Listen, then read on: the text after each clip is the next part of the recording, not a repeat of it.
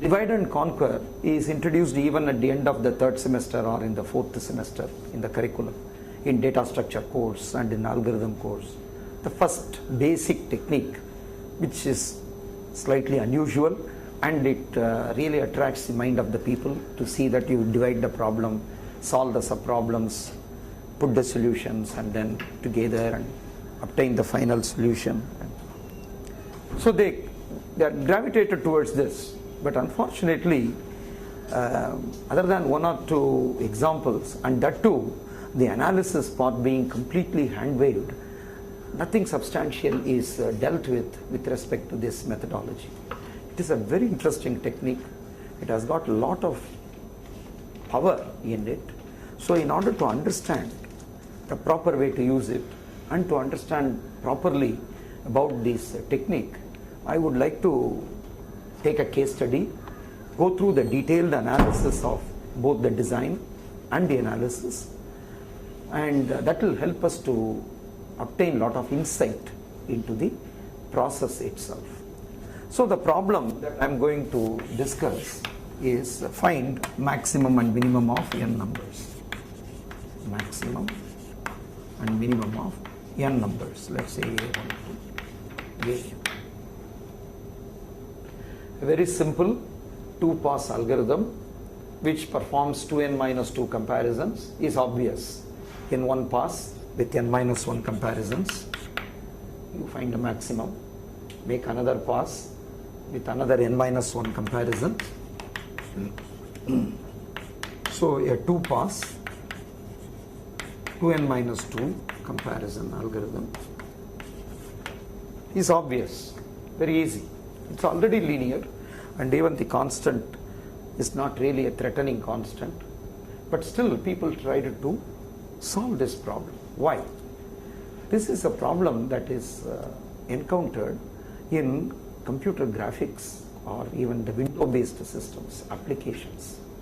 Whenever you want to zoom in or zoom out, what happens is you have a window, you have a data point. Suppose you zoom out to a bigger region. These data points get distributed, right, in the expanded space. So you have to identify the scale factor.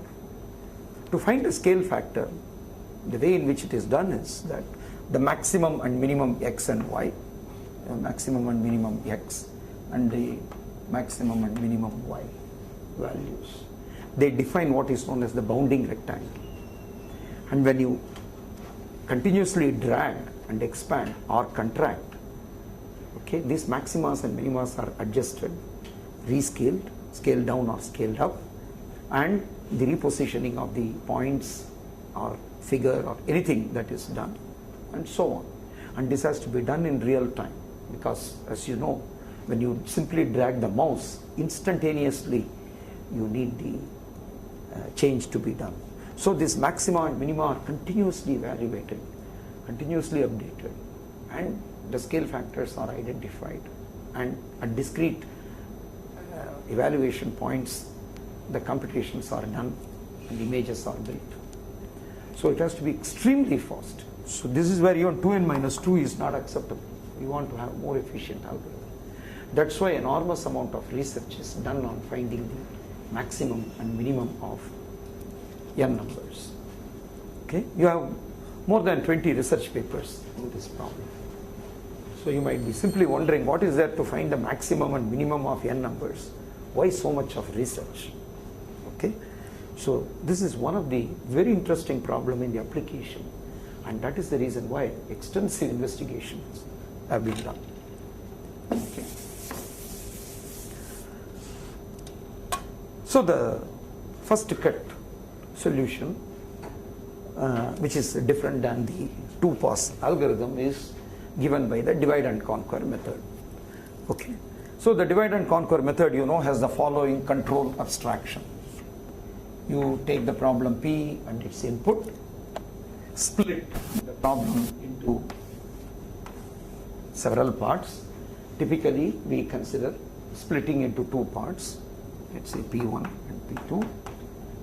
And P1 is solved with solution S1, and this is with S2. So this is called dividing the problem or splitting the problem. If you split the problem into smaller problems that does not resemble the original problem, it is called decomposition. If it resembles the original problem, that leads to divide and conquer. That is the reason why divide and conquer algorithms are recursive in nature, because the smaller problems resemble the original problem. So recursively you solve. So this is called the divide phase, this is called the conquer phase, and then this is called the solution of the original problem is obtained by synthesizing or by putting together the solutions of the sub-problems you have generated. This is the most generic structure. So in any divide and conquer algorithm, you can call this as a merging phase or marrying phase and so on. In any divide and conquer algorithm, you can see physically in the code the three parts. One or two parts may miss, but in the most general form you will have all of them. For example, in merge sort, which you know, dividing is trivial. By index manipulation you affect the division. Sort the first half, sort the second half. So the conquer phase is visible and merging phase is visible. Okay. In quick sort, on the other hand, for dividing you take a lot of effort. You take a pivot, with respect to the pivot, pull all the smaller items in one part, larger items in another part, and so on. You get two smaller subproblems, recursively solve, but there is no need to merge them. So this part will be absent in quick sort. This part will be visible, lot of work. This part will be visible, this won't be there. Okay, so in general all of them could be there. The total complexity is complexity of labor done in all the three parts. So the normal recommendation is you split in an as balanced fashion as possible, as equally as possible, okay, and then solve the problem. It becomes smaller and smaller. Okay, when the problem becomes smaller and smaller, when it becomes trivial instance, okay, when it becomes trivial, you solve directly. That is what it says. So let us apply this thinking directly and then write down the program, the first cut program. When we want to divide equally, if I have 40 elements, I can split as 20 and 20.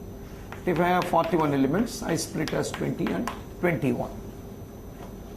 Okay, a split of this type, a split which is unifying mathematically these two, is given by n equal to lower integral part of n by 2 plus upper integral part. The lower integral part of n by 2 is called the floor function, and this is a ceiling function. Okay, so for example, lower integral part of 7 by 4 is 7 upper integral, the next integer and the previous integer. Okay, we deal with positive numbers, and then in general for any n this is true. You can see that 20 plus 21 is 41, because when you exactly divide by 2 you get 20.5. lower integral part will take you to 20, the upper integral part will take you to 21. So in general we have this, and this equation unifies these two scenarios in one notation. So typically you would split like this and then you would solve it. So the divide and conquer being the recursive algorithm, this is the maximum of A. Let us see, if n equal to 1, that is if the number of items equal to 1, then max equal to min equal to A1, return max and min. If n is greater than 1, that is if n equal to 1, you do this. Otherwise This is the typical structure of all the divide and conquer algorithm. The recursion bottoms out at the trivial instance by directly solving. Otherwise, you proceed recursively. So how do you proceed recursively? You are going to split into two parts. The first part, you can call it as max 1, min 1 is the output of max min of a1 to a lower integral part of n by 2. So the first half, maximum and minimum, is found like this. I am writing a pseudocode. I am taking all the liberties of. You can write it in a more cleaner way. We need not digress and spend time on how to formally represent the parameter, and no need for doing that. Our concentration is on the algorithm and analysis. So this is the first half. So the first half is max 1 and min 1. The second half is max 2, min 2. This is max min. The other element, a lower integral part of n by 2 plus 1 to an. So the second part is max 2 and min 2. Now overall max and minimum is to be found out. So how do I find the overall maximum? The maximum will be by comparing max 1 and max 2. I can get the overall maximum. By comparing min 1 and min 2, I can get the overall minimum. So max equal to maximum of max 1 and max 2, min equal to minimum of min 1 and min 2, and return max and min. Okay, and return max and min. That is all is the code. So how do I find the number of comparisons? How do I know whether this is a better algorithm than this one or not? I already have a 2-pass algorithm whose complexity is 2n minus 2. Now I must know whether this is better than this, okay, or worse than this. If this results in, let's say, 5n minus 8, then this is not a interesting one. Although this may be made up of a different algorithm and technique, this is of no interest to me because its complexity is 5n minus 8. Right? But if it is better, then I might use that. But then I must know whether this is better than this or not. And that is revealed by analysis of algorithm. Okay? So I have to find out how many comparisons are done. But number of comparisons done in recursive algorithms are not visible like the 2-pass algorithm where it is very easy to compute. You have to set up the corresponding recurrence equation. So let Tn denote the number of comparisons done by the algorithm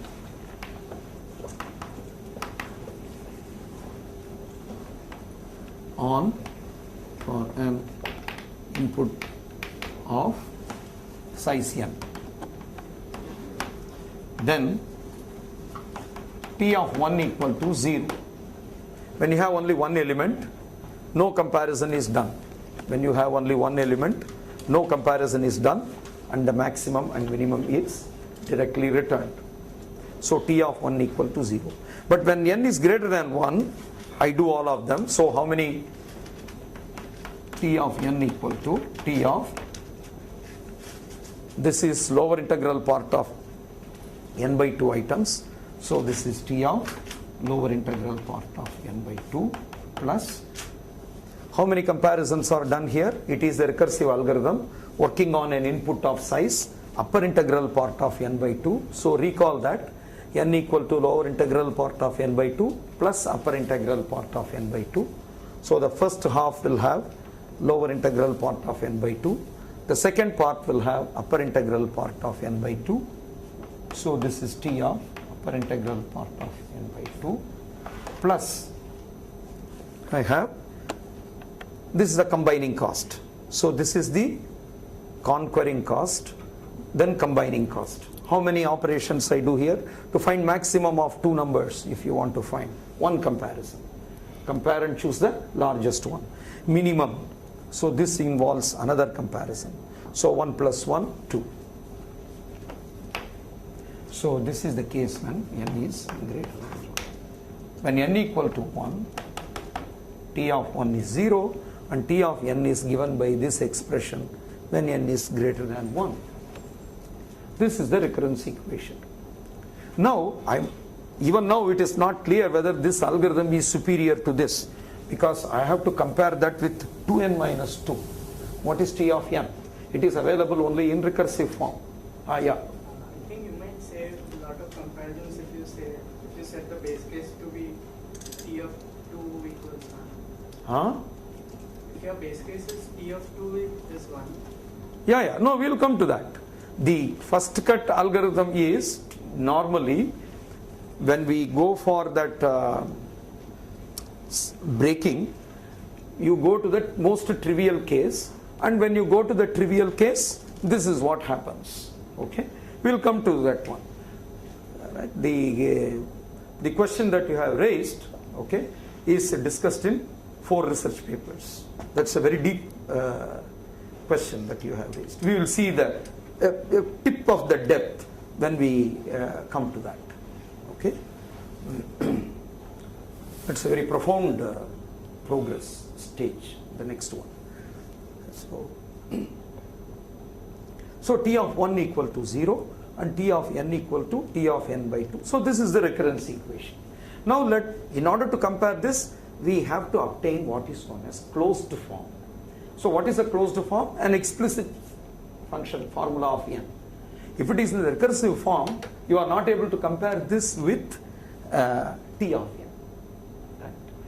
So this 2n minus 2 and T of n, if you want to compare T of n equal to, I want an explicit function of n. So how do I solve this in closed form? That is the first thing that we have to look at. So the first thing that we have to look at is, how do I solve this in closed form? In all discrete mathematics, discrete means something which you can enumerate. Since it is possible for you to enumerate, the standard practice in discrete maths is try for some sample small values, see whether there is a pattern. If there is a pattern, then build on the top of it the formal math arguments. So let us try to find out what is happening for T of n actually, the values. So n, T of n equal to 1, T of n is 0. N equal to 2, T of 1 plus T of 1, because 2 by 2 is 1, 1 and 1. 0 plus 0, because T of 1 is 0, plus 2, therefore T of 2. When n equal to 3, what is T of 3? T of 3 is T of 1, are you with me? T of 3 equal to T of 1 plus T of 2 plus 2. Because lower integral part of 3 by 2 is 1, upper integral part of n by 3 by 2 is 1.5. For 1.5, lower integral part is 1, upper integral part is 2. So this will be 0 plus 2 plus 2. 0 plus 2 plus 2. 4. Now T of 4. Now you can quickly write it. How to write it? T of 2 plus T of 2 plus 2. Right? T of 2 plus T of 2 plus 2, which is 6.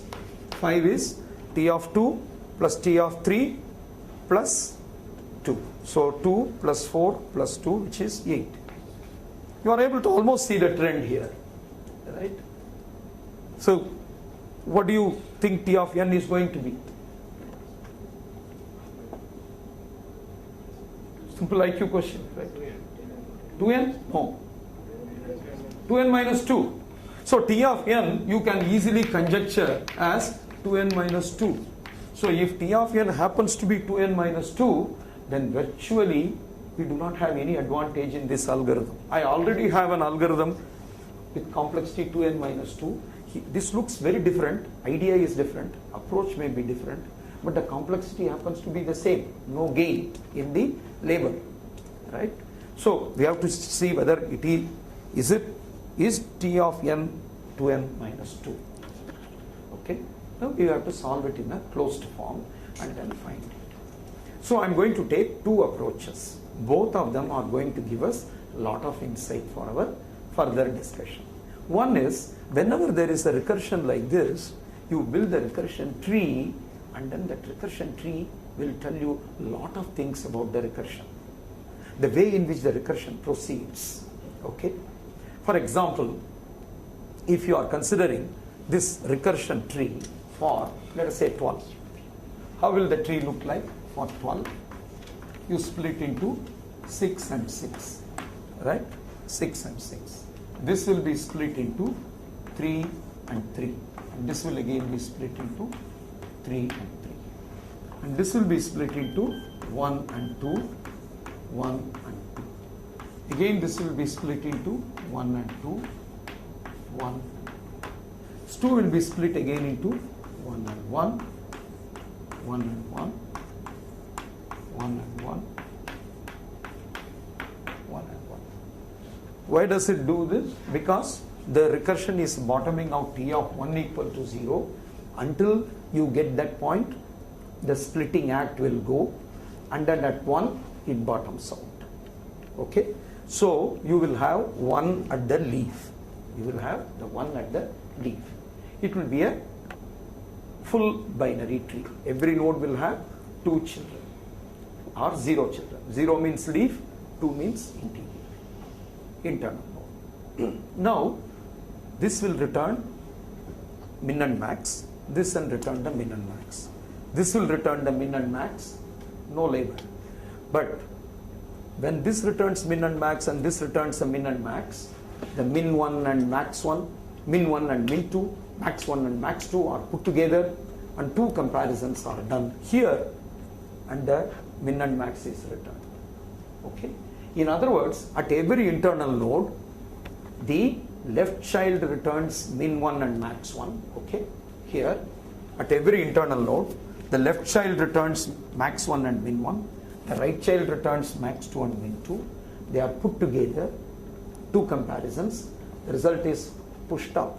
So this returns min 1 and max 1. This returns min 2 and max 2. 2 comparisons are done, and the min and max is sent to the parent.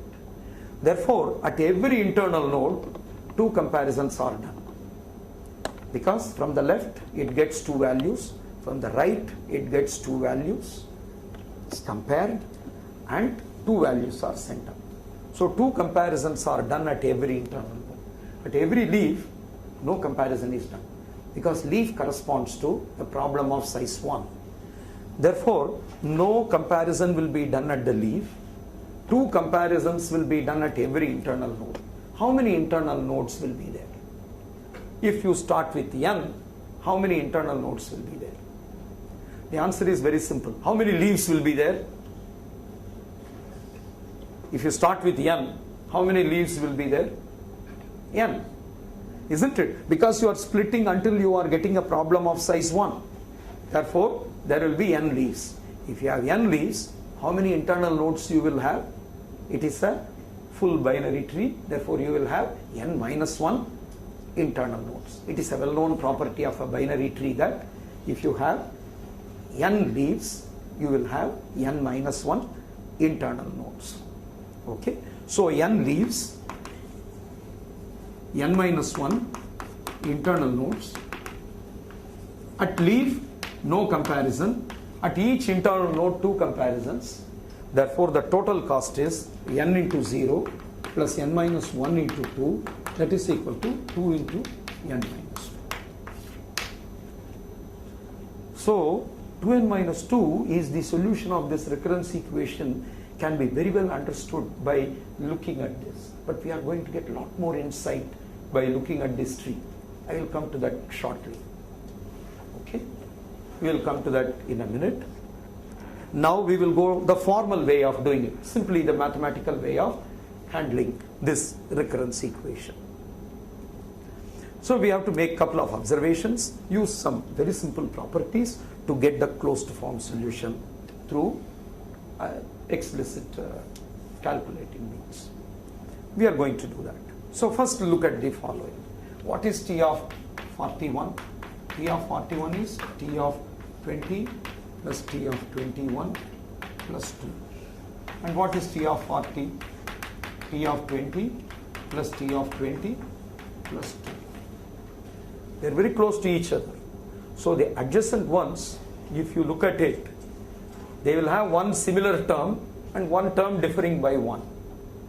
Because adjacent values, this lower integral part and upper integral part, one value will overlap, one value will differ by 1. We will see that formally, but first make this observation.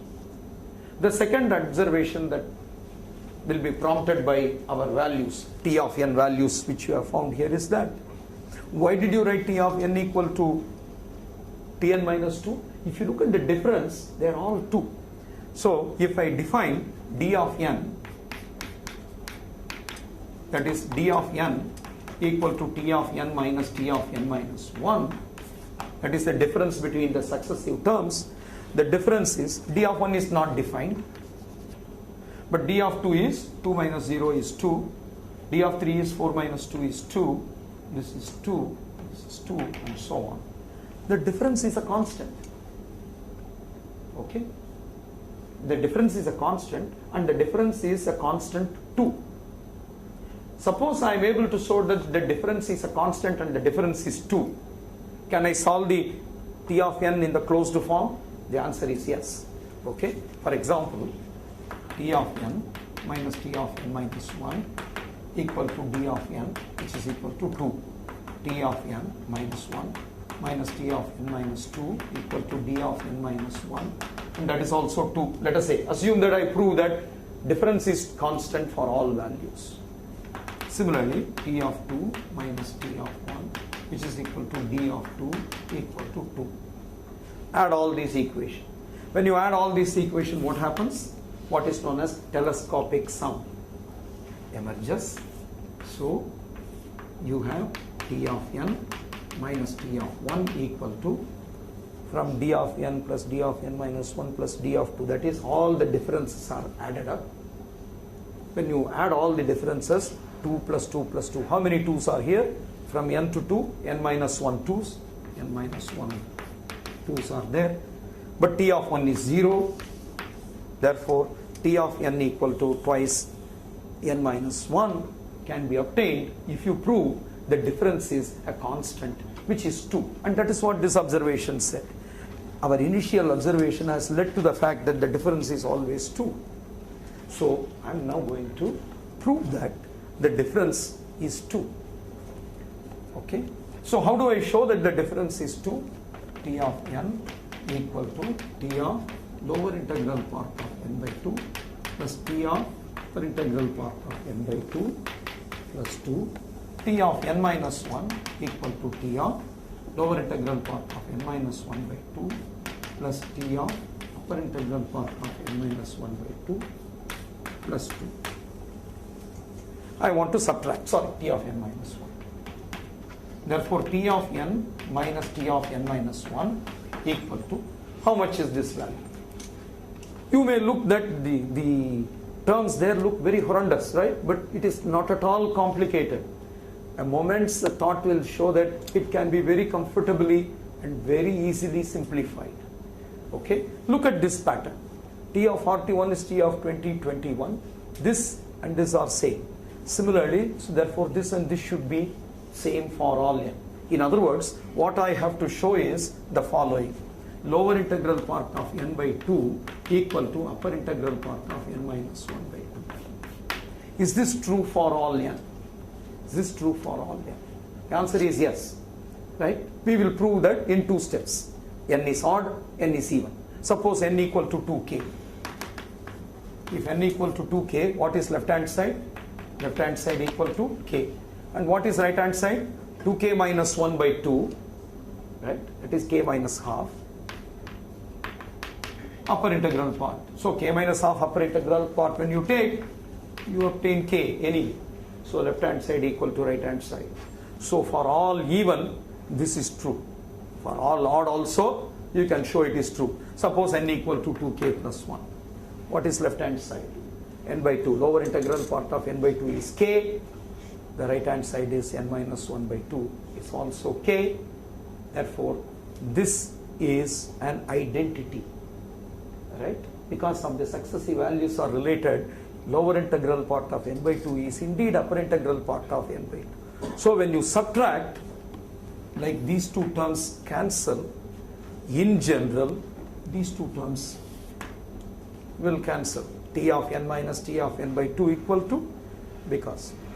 And I have another fact to establish. This and this differ by 1, which also we will write in the general form. Okay? What is that form that we have to write? We will do that here. T of, not T, in general, upper integral part of n by 2 minus 1 equal to lower integral part of n minus 1 by 2. Okay? Upper integral part of n minus 1, that minus 1, you will get the next term. So upper integral part of n minus n by 2 minus 1 equal to. Again, how do I prove this? N equal to odd, n equal to even. Let me work through for the sake of familiarity. Suppose n equal to 2k plus 1. What is left hand side?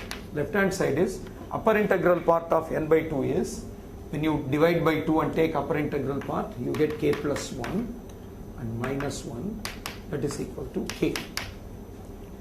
And what is right hand side? N minus 1 is 2k, 2k divided by 2, so RHS is 2k divided by 2, which is equal to k. So left hand side equal to right hand side, therefore this is true for all odd. Similarly, you can prove that it is true for all even numbers. Trivial, absolutely straightforward. Okay? Therefore, what is sitting here is upper integral part of n by 2 minus 1. Therefore, T of n minus T of n by 2 is, this 2 and 2, this 2 and 2 gets cancelled. Here T of upper integral part of n by 2 minus T of this lower integral part of n by 2 I write as upper integral part of n by 2 minus 1. Right? Now you should be able to see the pattern. What is the pattern here? T of something to the next number is T of upper integral part of n by 2 minus 1. Okay? So what is the pattern here? The pattern is if d of n equal to T of n minus T of n minus 1, then d of n equal to d of upper integral part of n by 2. What is d of upper integral part of n by 2? D of upper integral part of n by 2 is T of upper integral part of n by 2 minus T of upper integral part of n by 2 minus 1. So d of something is d of something smaller. So that is going to be something smaller and smaller and smaller. Finally, it will come to d of 2. D of 2 is, you know, d of 2 is by direct calculation, d of 2 is T of 2, which is 2. So d will be 2 for any value. For example, what is d of 71? D of 71 equal to d of upper integral part of n by 2, that is 36, that is equal to d of 18, that is equal to d of 9. What is d of 9? Upper integral part of n by 2. 9 by 2 is 4.5, upper integral part is 5. So d of 5, which is equal to d of 3, which is equal to d of 2, right? And that is nothing but 2. So d of any value, for example, I said d of 71 and finally I have shown to 2. So d of n equal to d of upper integral part of n by 2 implies d of n equal to 2 for all n, formally by complete induction or strong induction. Formally by strong induction. Assume that it is true for all the smaller value. Then for the given value, it will be one of the smaller value. So it follows. Okay. Formally, you can show that the difference is a constant always. Since the difference is a constant always, the differences are added n minus 1 times, gives the complete solution, and this is the mathematical way of formally showing that it is not at all complex. Absolutely not complex. Very simple properties of lower integral part, and very elementary discrete math is all that is needed to solve this recurrence equation in complete form. Okay, and then that gives you the solution that it is 2n minus 2. Okay, so are you all with me? Is there anything that requires, because from now onwards things will start going in a rapid pace. Okay, because things are going to get a lot more advanced from this point onwards. The calculations, etc. You have to be with me for. Okay. What are the first things? Suppose we have found that the divide and conquer is giving a new approach, a new solution, but unfortunately it is only having the same complexity as this. Is it possible to improve? If at all I want to improve, where can I find the scope for improvement in divide and conquer paradigm? There are two spots where you can hope for improvement. You can look for the scope for improvement. One is it necessary that I have to split the problem all the way up to the lowest level, namely to the trivial point 1? In other words, where can I have the recursion bottom up? Right? Here the recursion is terminating at 1. Since the recursion is terminating at 1, this 12 is split into lot of subproblems, and only from there the recursion unwinds and comes back. Okay, the reverse phase begins after getting this. Is there a possibility that I would terminate at a slightly higher level and gain by that process? Okay, that is something that we have to check. The first thing is, one of the suggestions was made already here. Okay, if we terminate at 2, we can improve a bit. Why? Why when we terminate at 2 we can improve? At this moment, you see that for 2 elements, we are taking 2 comparisons. Because you are going through the recursion, you are making 2 comparisons to find the minimum and maximum of 2 elements. Exactly how it is done, look at it, because the recursion handles the case of 2 elements in a funny way. Suppose there is A and B. This is split into A and B. For this A, min is A, max is also A. For this B, min is also B, max is also B. Then no comparison is done, and min is done and max is done. Now then what do? In order to find the maximum, this maximum and this maximum is compared, and in order to find the minimum, this minimum and this minimum is compared. In other words, A and B is compared twice, which is unnecessary. Right? That is the reason why splitting 2 further is inefficient. When you have 2 elements, you compare them once, the larger one is maximum, the smaller one is minimum. In other words, with one comparison, it is possible for you to find both the maximum and minimum. So further splitting them is causing inefficiency. So this is the case where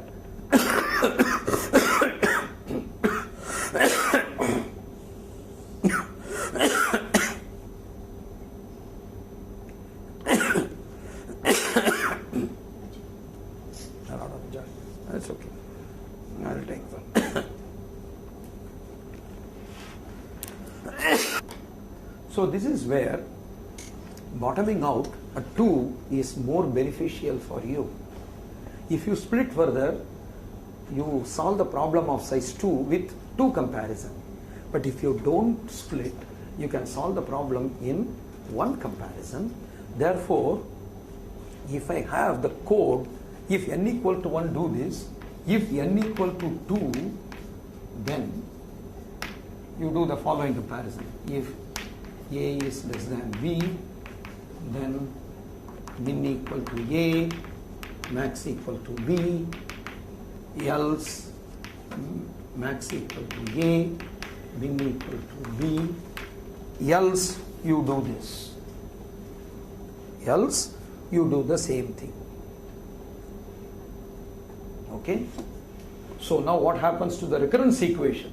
The recurrence equation is T of 1 equal to 0, T of 2 equal to 1 when n equal to 2, else when n is greater than 2, T of n is given by this recurrence equation.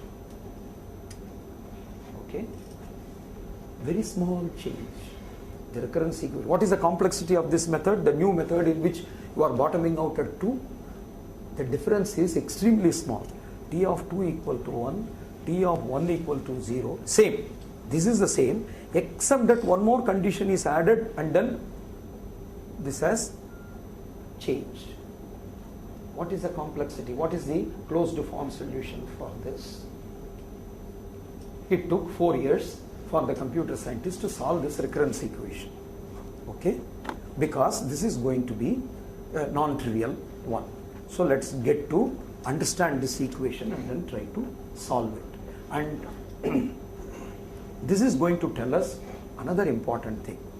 In every textbook, they will give this recurrence equation, solve this for n equal to 2 power k, and then show that this is 3n by 2 minus 2. Therefore, the complexity of this algorithm is 3n by 2 minus 2. It's not actually 3n by 2 minus 2. That's grossly wrong. Okay, all textbooks, including Corman, recently they will give this, they will say this, and then they will declare that it is very surprising that nobody has seen the original research paper in which the analysis is done very elaborately. Okay, it is not 3n by 2 minus 2. In order to get 3n by 2 minus 2, we have to do something else that unfortunately many people have ignored. Okay, all textbooks have gone wrong. They will give this, analyze it only for n equal to 2 power k, and then immediately jump to a conclusion that the complexity is 3n by 2 minus 2. We are going to show that it's not at all easy to solve this recurrence equation. Okay? So, several things we have to do now. First, understand the recurrence equation. Again, we follow the recurrence tree idea. That's why I told you that when I was answering you, it is very deep, because that bottoming out at 2 is one of the hardest mathematical analysis need to be done for this. But I will present an elementary simplified view of that.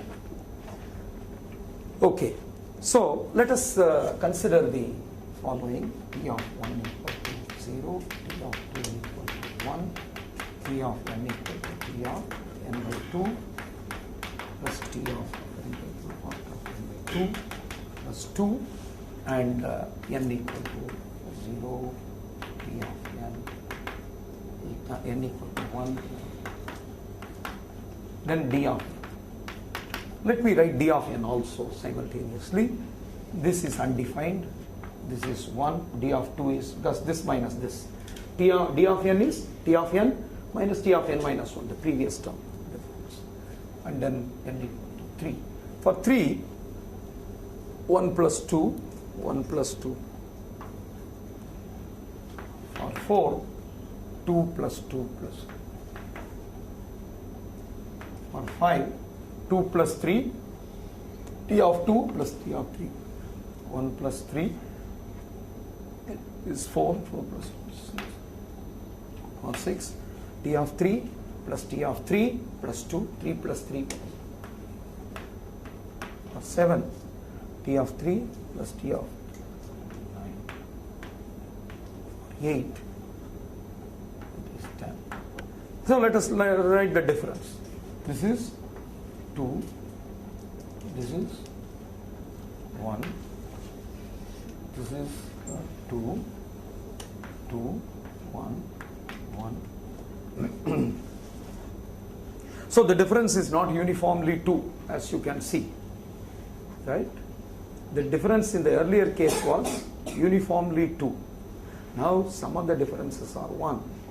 So it is certainly less than 2n minus 2. That much was clear. If the difference is 2, you will keep on adding 2 all over. But here there are some 2's, but there are some 1's. So it is going to be less than 2n minus 2. What exactly was the complexity? The struggle was on for a long time. Okay, so let us look at 9. For 9, what is that? T of 4 plus T of 5 plus 2. For 9, it will be 12. For 10, T of 5 plus T of 5. For 11, it is going to be 5 plus 6. 5 plus 6, this is 16. For 12, it is 18. For 13, again you can see that 8 plus 9 is 17. 17 plus 2, 19. So again you will see that the difference is 2, 2, 2, 2. But here you are getting 1. You are going to get a difference of 1 here. Now you can imagine what happens for 14. For 14 it is 7 plus 7 plus 2. So 9 plus 9, 18 plus 2 is 20. Again the difference is 1. Okay. Then for 15, 9 plus 10 is 19. 19 plus 2, 21. Again the difference is 1. For 16, it is 22. Again the difference is 1. Any pattern you see here? Are you able to see a pattern for the differences?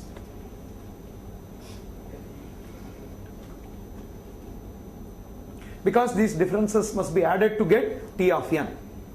We know that T of n is nothing but T of n equal to sigma I equal to 2 to n of d of I. This we have seen. By adding all the differences, you get a... So, if I have a thing proved for... What is the pattern that you are seeing here? In every block of power of 2, right? For example, these are the initial condition. Okay? 2, 1, 2, 2, 1, 1, 2, 2, 2, 1, 1, 1, 1. Okay? So in every block of 2, half of them are 2 and half of them are 1. Okay? So this is a new kind of a difference pattern. So we have to show this. We have to formally prove it. We have made some observation. We have to prove it. So if I want to prove it, what exactly I have to show? In fact, T of n is same. Because the T of n is same, d of n equal to d of upper integral part of n by 2 will also be same, much like our previous computation. What is the difference here? Initial conditions are different. Because T of 1, what is the d of 2? T of 2 is now 1. Earlier d of 2 was 2, but now d of 2 was 1. What about d of 3? D of 3 is 2, right? D of 3 is 2.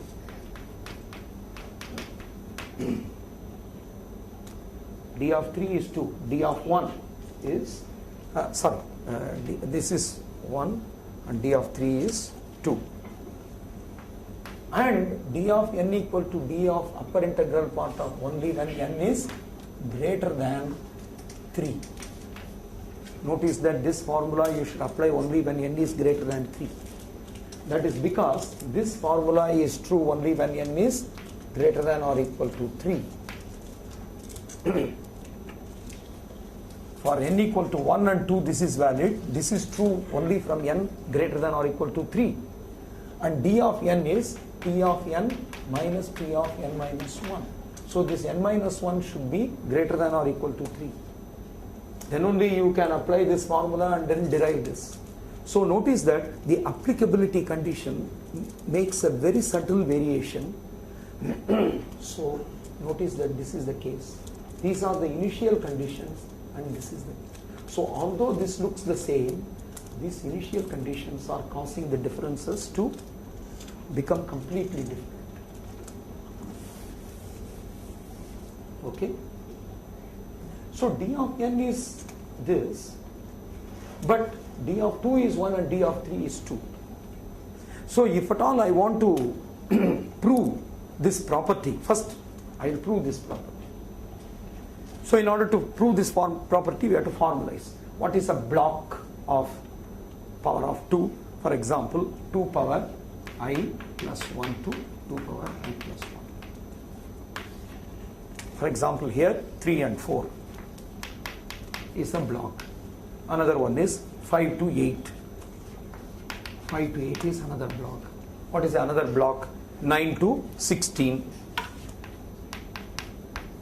So in general, 2 power I plus 1 to the next power of 2. That defines a block. And in that block, how many items will be there? 2 power I items will be there. There are 2 power I items in the block. So the first block will consist of 2 power I minus 1 items. Second block will consist of another 2 power I minus 1 items. Because it is split into 2 halves. First part and the second part. Now, first part will all have 2. Let us see whether this formula is indeed leading to that. Let us imagine 64 to 128. 64 to 128, the midpoint is 96. So anything before that, let us say d of 74. D of 74 equal to d of 37 equal to d of 19 equal to d of 10 equal to d of 5 equal to d of 3, d of 3 equal to 2. So 74 lands in 2. But in the second half, it should land in 2 because there d of 2 equal to 1. So let us try with the second half number. Between 96 and 128, let us take 107. What is d of 107? D of 107 equal to d of 54 equal to d of 27 equal to d of 14 equal to d of 7 equal to d of 4 equal to d of 2, which is equal to 1. So you see that the second half elements, the same formula, that n lands to 2, therefore this is 1. Okay? So in general, when you have a block of 2, the second half lands to 1, the first half lands to 2. This is what we have to show. Alright? So we will show that in a very simple and elementary manner. That is observation we have made. The observation we will make it formal, and then we have to sum all these d's. Okay? All of them we have to do and then get the closed form and so on. So it's a fairly long process, but I will make it as simple as possible. And if you have any doubt or difficulty, please interrupt me, because these are all very important to understand the subtleties in this. They are non-trivial ones, because from now onwards things will go deeper and deeper. But observations are all based on very simple arithmetic. None of them are complex. If you understand what is going on here, okay. So how will a typical item in the first half of the block look like? An item in the first block will look something like this.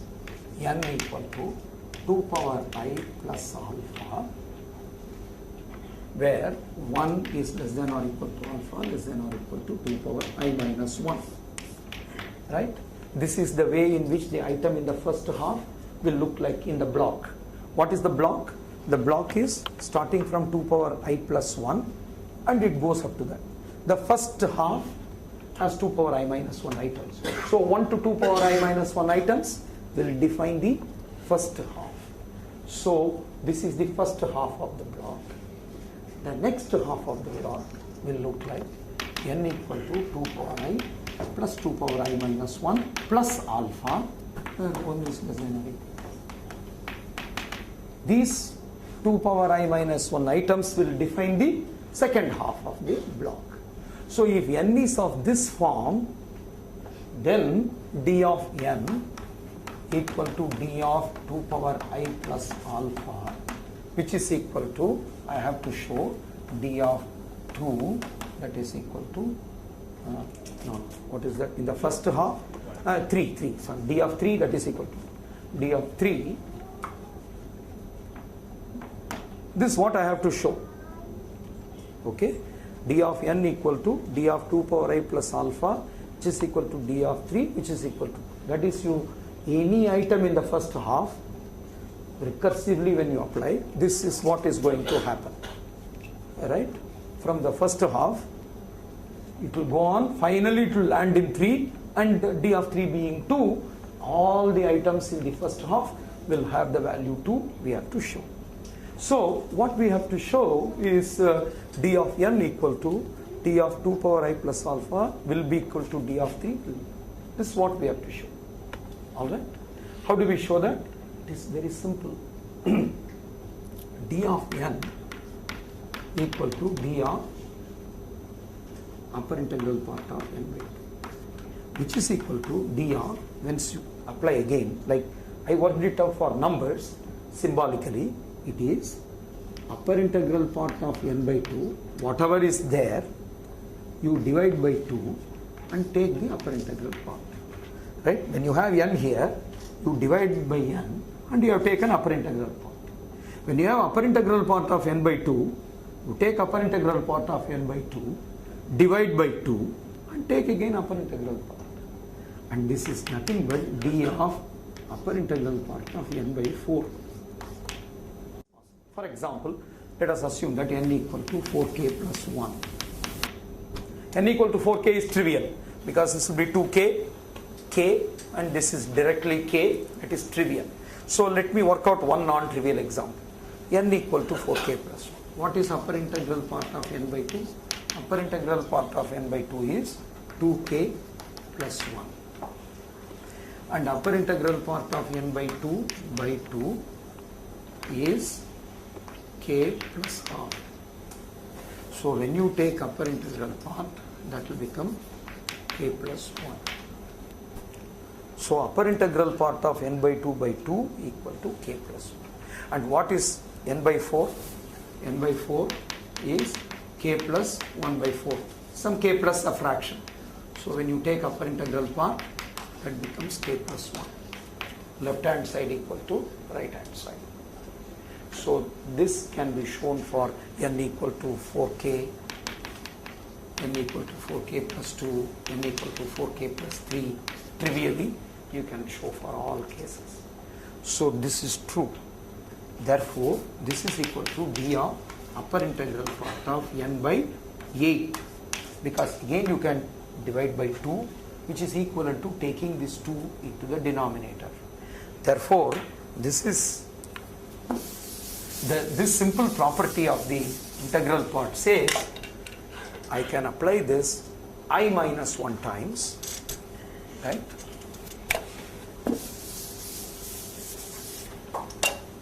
d of 2 power I plus alpha equal to d of upper integral part of 2i plus alpha by 2 power I minus 1. That is, I am applying this I minus 1 times, and I got this. Notice that alpha is less than or equal to 2 power I minus 1. Therefore, here this is equal to d of upper integral 2 plus alpha by 2 power I minus 1 is a fraction. Either it is a fraction or 1 maximum. I will write it as a fraction. That is equal to d of 3, which is equal to 2. So what I have shown is, for all the items in the first half, they will land in 3. When you repeatedly apply this process, it will land in 3, and d of 3 equal to 2. So for all the items in the first half, the difference is 2. Similarly, for all the items in the second half, the difference is going to be 1. How do I show that? Process is similar. So here is the simple way. D of n equal to d of 2 power I plus 2 power I minus 1 plus alpha d of upper integral part of by 2 power I minus 1, that is equal to d of, this is 2, this is 1, so this is 3 plus fraction, that is equal to d of 4. D of 4 equal to d of 2. D of 2 equal to 1.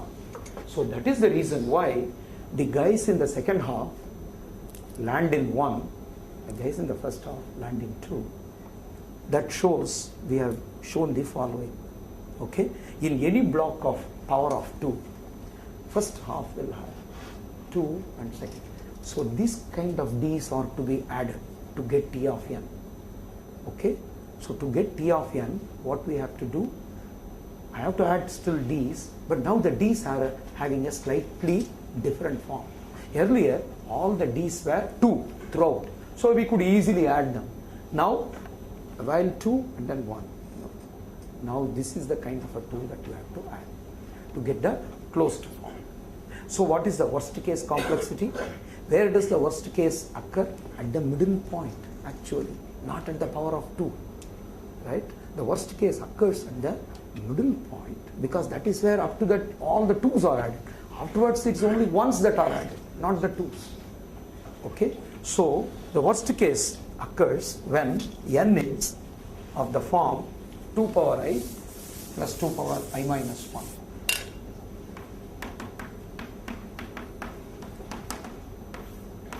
This is the worst case. Okay? This is the worst case that is happening. And what is the value of t of n for this? What is t of n for this one? So we are going to estimate that. Now you can do this in, you can refer this. In fact, I have chosen 12 deliberately because that is of the form, the middle point, 8 plus 4. In the block between this and 16, this is the middle point. I have deliberately chosen that because here, when you bottom out at 2, you will not have these recursive calls. You are not going to have these recursive calls because it will either bottom out at 1 or bottom out at 2. But here, the cost is different. The cost of a leaf. The cost of this leaf is 0, but the cost of this leaf is 1 because you make one comparison and then send the maximum and minimum. The cost of this leaf is 0, the cost of this leaf is 1. 0, 1. However, all internal node will have cost 2 because from the left you get max 1 and min 1, from the right you get max 2 and min 2, you make 2 comparison. So the cost is 2 at every internal node. But how many internal nodes you have now? Much less number. You don't have n internal nodes. Okay? You don't have n minus 1 internal nodes. It is split into this. Okay? So actually, here you see that there are 8, which is equal to 4 plus 4. These 4 nodes will have weight 2 and these 4 nodes will have weight 1. So in general, when you have 2 power I minus 1, right, you will have 2 power I minus 1 leaf will have weight 1, 2 power I minus 1 nodes leaves will have weight 2, that constitute this 2 power I. So n is accounted for like this, and the cost for this is 0, the cost for this is 1. Okay, so how many leaves are there? 2 power I leaves altogether, and therefore 2 power I minus 1, 2 power I minus 1 internal nodes. Therefore, the cost is 2 power I minus 1 times 2. This is the internal node cost, plus 2 power I minus 1 times 1 plus 2 power I minus 1 times 0. Anyway, this I don't have to worry. So this is the total cost.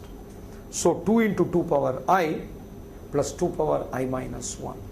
So altogether, this is twice 2 power I minus 1. So this is 4 times 2 power I minus 1. So this is 5 times 2 power I minus 1 minus 2. This expression is 5 times 2 power I minus 1. But what is n? N is nothing but 2 power I is twice. This is equal to 3 times 2 power I minus. This is twice 2 power I minus 1. Here I have 2 power I minus 1. Altogether you have 3 times 2 power I minus 1. So 2 power I minus 1 is nothing but n by 3. Therefore it is 5n by 3. Therefore what is the complexity of this algorithm? This complexity of algorithm 5n by 3 minus 2. Okay. The worst case complexity of this algorithm is 5n by 3 minus 2. But here I have done a lot of hand waving. Okay. I have taken one instance and intuitively I have shown that this is the worst case. Actually you can get the closed form formula for T of n. You can upper bound that with the 5n by 3 for all n. The closed form formula will be slightly messy looking formula. You have to add blockwise the differences. Then whatever is the excess in the last block, that expression you have to get in terms of n and so on. It is not complicated. It is not difficult at all, except that you have to go through that very diligently, the details. But not at all difficult. The expressions are not difficult. First, blockwise you find the sum. For example, if you want to find for 14, what you do is, you ignore the initial one. This block sum is, it will have 2 plus 1, right? This will have 3. This will have 2 2s and 2 1. So it will have 3 times 2. This will have 3 times 4 because 2 plus 1, 2 plus 1, 2 plus 1 and so on. So typically in the ith block, the sum is 3 times 2 power I minus 1. 3 times 2. This is the sum in the ith block. So blockwise you find the sum and then you take the excess in the last block, right? And eliminate I and bring n. That is the arithmetic you have to do. I can do it, except that at this point that's only of I mean the insight part is over. That is a details part, so I skip that. But that has to be done. If you do that, you get the formal T of n as a closed form for n. That is the reason why so much of struggle has gone in for this particular algorithm. The analysis was several wrong claims were made and it was pointed out and subsequently it was corrected, and finally the clean T of n, the clean bound of 5n by 3 minus 2 was arrived at. Okay, we will make one final leap now and conclude our discussion. Okay, another 10 minutes I'll take. Now, if at all I want to have a goal where I want to reduce further, what can I do? If you look at the recursion tree, you see the following. I have these ones which are contributing for too many leaves. What if I have all my leaves too? Then I will have much less number of leaves, isn't it? So I don't want to have these ones at all. Okay, I don't want to have the ones at all. If I don't want to have the ones, I should never split a number which is bringing an odd number into picture. In other words, I would like to have only even split.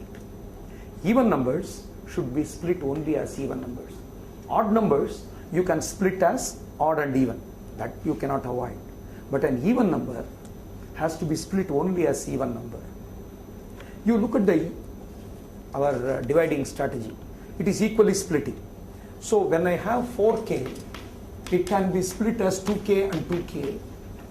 This is not a problem. This is even. But if I have 4k plus 2, the other kind of even number, these are the only two kinds of even numbers. Either it is 4k or 4k plus 2. When 4k plus 2 is split evenly, it becomes 2k plus 1 and 2k plus 1. I am bringing odd numbers here. This is what is causing the problem. Don't split 4k plus 2 like this. Split 4k plus 2 as 2k plus 2. Split 4k plus 2 as 4k plus 3, 4k plus 1. The usual equal splitting is fine. In other words, equal splitting is fine in all cases except for the case of 4k plus 2. In this case, you have to split differently. Okay? So if you come up with a clever way of splitting, you can bring in efficiency. First, let us see the picture. Suppose I do that. What happens to my tree? Let me take 12. It's the same 12. I split this into 6 and 6, not a problem. But 6 should not be split as 3 and 3. 2 and 4. And this is 2 and 4. 4 is split as 2 and 2. That's all. The tree has become small. Okay? How many leaves are there? 6 leaves. Each with cost 1. Because 2 means, problem size 2 means cost 1. 5 into 2. This is 16. In general, if I have n, okay, for 12 it is like that. For 17, what will happen? 8 and 9. 8 will be split as 4 and 4. This will be split as 4 and 5. So this one odd number. Here you can see there is only one odd number. This is split into 2, 2, 2, 2, again 2 and 2. 2 and 3. 3 will be split as 1 and 2, and that's all. So everywhere 2 except only 1. Okay? Always it will be like that. So if I split in this way for an arbitrary n, what happens? Suppose n equal to 2k. How many leaves it will have? It will have k leaves. Because it is 2 each. K into 1. Plus how many internal nodes? K minus 1. Each with cost 2. So this is 3k minus 2. K is n by 2. 3n by 2 minus 2. This is the 3n by 2 minus 2 algorithm. So the 3n by 2 minus 2 algorithm is splitting carefully and cleverly and bottoming out at 1 and 2. Bottoming out at 1 and 2 alone does not give you 3n by 2 minus 2 algorithm. This gives 3n by 2 minus 2 algorithm for all n. In fact, you can see for odd k, when n equal to 2k plus 1, when n equal to 2k plus 1, what happens? Again, yeah, you can show the detail. It's trivial. Absolutely. I will save time. Because now, how do I formally prove it? I have shown some picture and an example. Now let us look at the difference sequence. Okay? N equal to 1, 2, 3, 4, 7, 8, 9, 10, 11, 12. Let me compute up to this. T of n equal to, T of 1 is 0, T of 2 is 1, T of 3 is T of 1 plus T of 2 plus 2, which is 3. T of 4 is T of 2 plus T of 2 plus 3, which is again 4. T of 5 is T of 2 plus T of 3 plus 2, 1 plus 3, 4 plus 2, 6. But what about T of 6? it is not T of 3 plus T of 3. Let me write that. T of 6 equal to T of 2 plus T of 4 plus 2. This is how it will be split. So T of 2 plus T of 1 plus 4, 5 plus 2, 7. 7 is T of 3 plus T of 4 is 9. 8 is T of 4 plus T of 4, 10. The 9 will be 4 plus 6, this is 12. What about T of 10? It is not T of 5 plus T of 5. Remember that. T of 10 equal to T of 4 plus T of 6 plus 2. T of 4 plus T of 6 plus 2, 4 plus 13, and so on. Now what is the difference? 1, 2, 1, 2. Now look at the difference. It is beautiful pattern, right? I'll switch off this mode.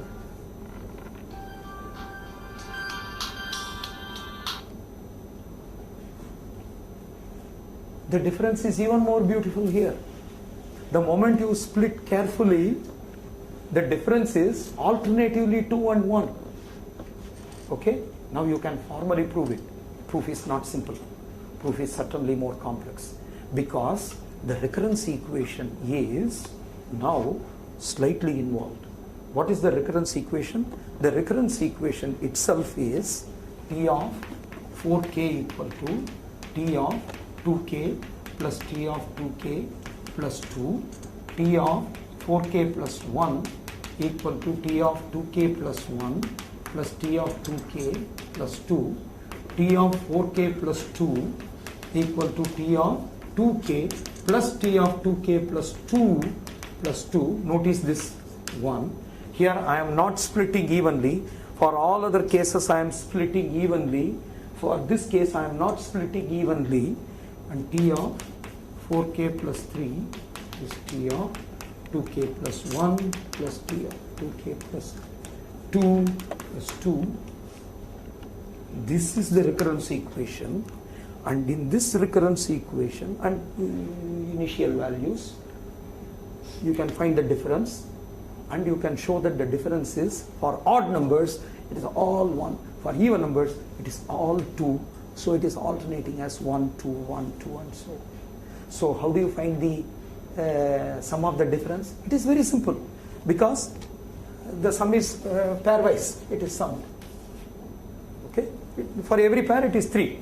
So it is 3n by 2 minus 2, because the first one is 0. You don't have that sum.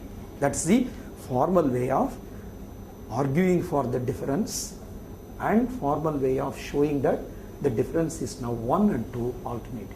So what you have to show here?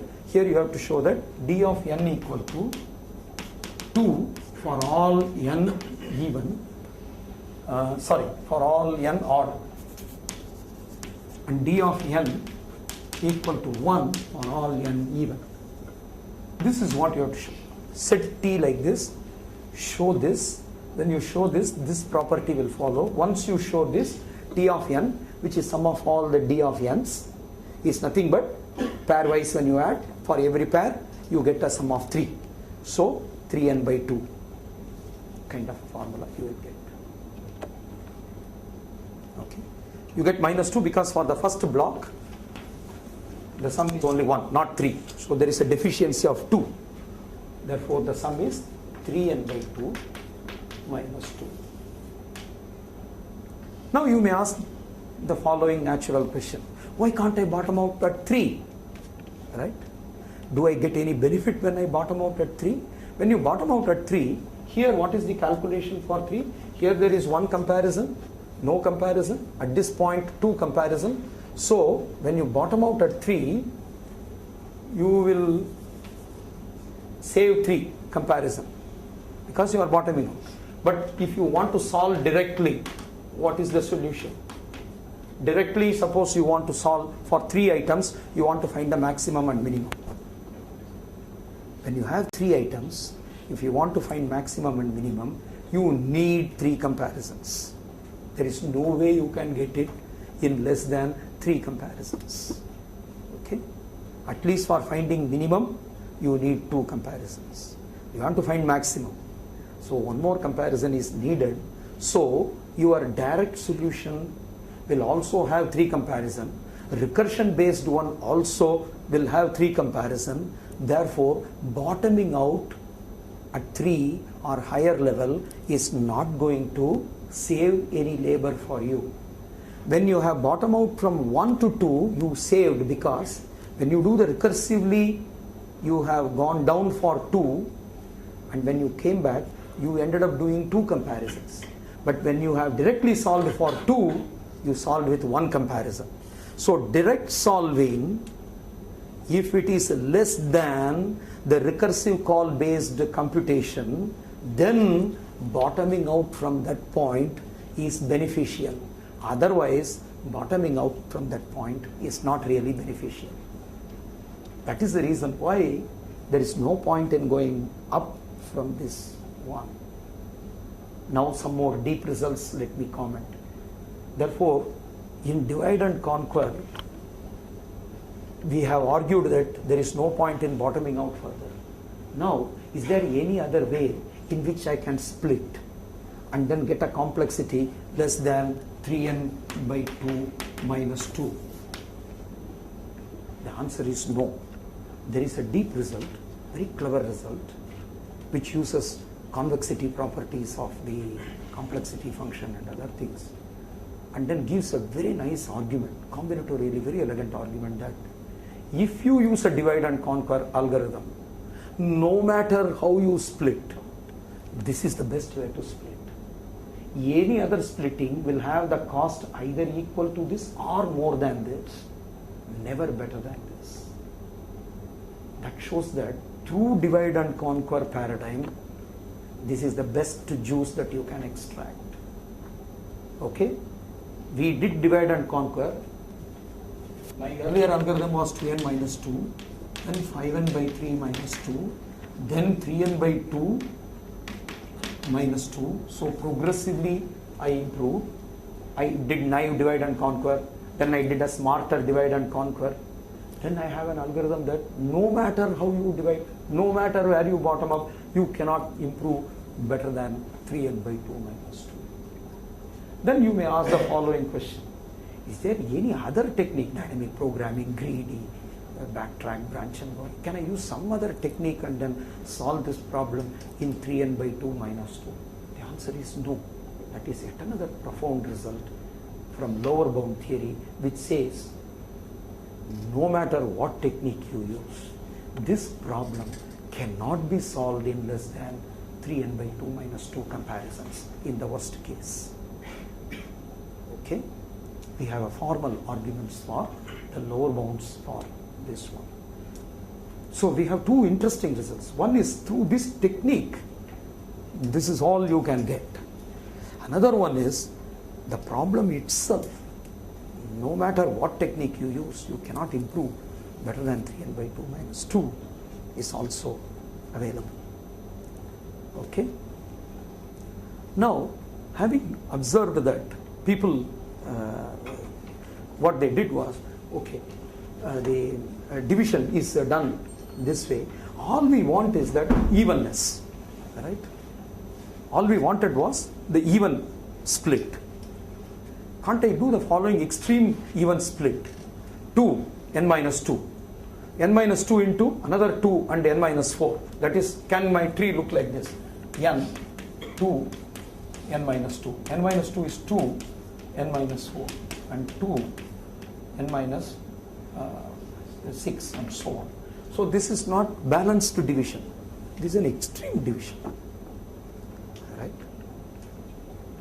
And this one obviously leads to the same kind of a solution with the complexity, and the advantage in this is the recursion is so easy to eliminate because you are considering the pairwise the element and combining the minimum. Okay, so what is the algorithm? The algorithm is consider pairwise, consider A1 compared with A2, let the min called min 1 and max called max 1. A3 and A4, let it be called min 2 and max 2. In this way, let us say 2k minus 1, A2k, let us assume for even min k max k. So in one comparison, I can find these two. So in k comparisons, I can get the k mins and k max. Now make one pass algorithm for find the overall min. Make one pass algorithm to find the overall max. So k minus 1 comparison, k minus 1 comparison. So k plus k minus 1 plus k minus 1, 3k minus 2, which is 3 n by 2 minus 2 algorithm, right? So when you don't divide this evenly, even when you take the logic and then make an extreme division, it is leading to an iterative solution where no overhead of recursive calls, parameter passing, none of them are there. Very simple iterative algorithm can be designed from the ideas which are based on the divide and conquer algorithm. Okay, final remark. Every divide and conquer algorithm, in the first cut, you design in some way, analyze it. There are two scopes for improvement. One is where you bottom out. Another one is how to split. For example, the real life software, the implementation of sort algorithm based on quicksort done in the Linux packages, they have gone through this evolutionary process. Okay, they have found out that bottoming out when the problem size is between 5 and 10 is appropriate. You directly solve rather than further making the quicksort recursive calls. When the problem size becomes somewhere between 5 and 10, use even bubble sort to use some 6 or 10 comparisons and then sort it out and then bottom out. How did they arrive at 5 and 10? Excellent analysis is available. And then how do I split? Should I mindlessly choose the first item and use that as a splitter to split? Don't do that. There are very clever choices. How did they arrive at it? Excellent account is available. There is a book called Sedgwick algorithm. He gives 30-page discussion on how the real life software is evolved through this, starting from a naive idea of a divide and conquer, refining the concept experimentally, theoretically, and then arrive at clever ways of dividing, clever ways of bottoming out, and then get into an implementation which is giving the ultimate performance. Because an idea should not be simply left like that. Every idea has got something for us to use and to help in solving problem effectively. That's what ideas are for. Otherwise, we can work with a naive solution. Whatever comes to our mind, I can simply write a program based on it and then I can implement it. That's not the whole purpose. The goal of design and analysis of algorithm is when an idea is there, how best to use it, what are all the ways in which it can be refined, and how to exploit its potential to the full extent. The deeper questions are all analyzed in various contexts. And if you want to have a real research challenge, okay, I suggest you to pursue, even though there are open problems, how to divide and conquer the discrete Fourier transform. You know the DFT. It is one of the greatest algorithms created. In anybody's list of best 10 algorithms in the world, discrete Fourier transform would appear. The Fourier transform was earlier very complex, whereas the discrete Fourier transform is based on the divide and conquer method using complex numbers. They have arrived at a very clever dividing method, but the textbook versions will discuss only for n power of 2. When n is not a power of 2, the textbook will add one line, pad it up. Padding won't work, because if n equal to, let us say, 65, the padding will extend it up to 128, and you will end up almost doubling the size of the problem, whose complexity is also extremely high. So you don't do that. If I don't do the padding, without padding, how do I cleverly divide and analyze, divide and conquer? When you chase through the paper, suddenly you will see that analytic number theory and geometry, okay, and then algebraic geometry, so many things will come into play.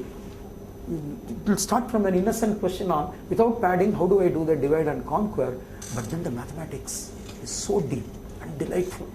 There's a lot of research is going on that. That is because they don't want to leave an idea just at that point. And that's not the naive way to handle an idea also. This is a valuable idea, wonderful technique, but we should know how to use it. We must know to go deep into it and then understand the subtleties in it and then apply it. When we do that, we get tremendous success, excellent mileage out of this idea. With this brief remark, let me conclude my talk. Thank you very much.